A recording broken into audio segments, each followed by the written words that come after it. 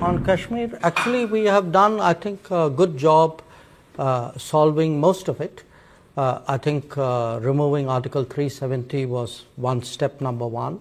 Holding elections, which were done with a very high turnout, was step number 3. I think the part we are waiting for is the return of the stolen part of Kashmir, which is on the under illegal Pakistani occupation. When that's done, I assure you, Kashmir solved. Take a gentleman here on the aisle. Yep. My name is Nisar. I am an author and a journalist. Let me make you a little nervous, Your Excellency. Thank you very much for your dissertation. Yeah. Kashmiris are up in arms because India is occupying Kashmir illegally. That's the reason why they are protesting. Now, given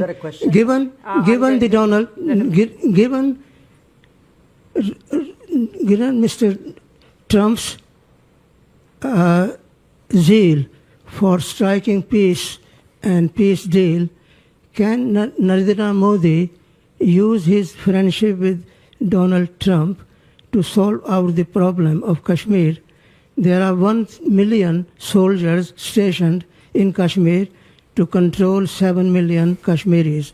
So what are you going to do about the Kashmir problem? Okay, you haven't spoken about it. Can we just capture the question there? Thank you. Look, on Kashmir, actually we have done, I think, a good job solving most of it.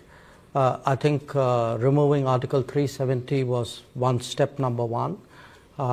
Then restoring growth and economic activity and social justice in Kashmir was step number 2.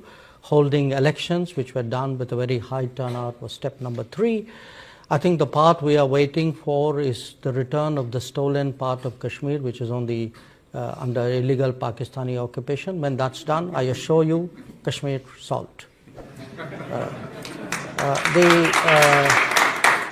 The second question, Global South. You know, look, there are different ways of looking at it, and I give you a perspective. What do countries in Global South largely want? They want more options. They want more experiences to compare, relatable experiences. They would like to get into relationships which actually help them build their society on a sustainable basis. So forget India, China for a moment.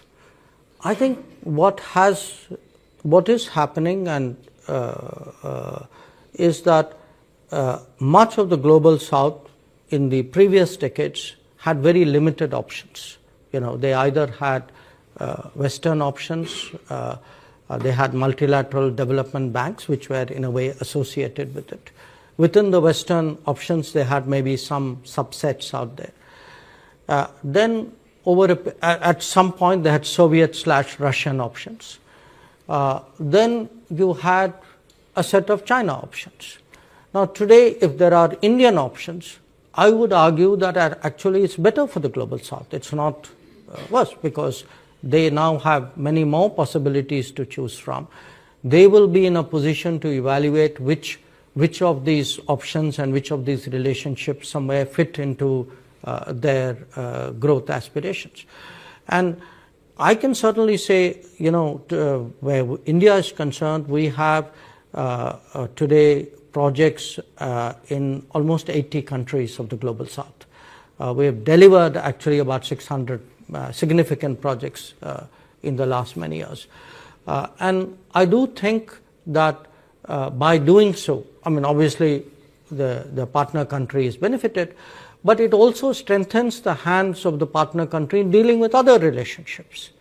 So I would not put this negatively at all. In fact, just like I say for India's positioning, a multipolar world is helpful, I think for Global South as well, I think a multipolar world is helpful, and it actually increases their negotiating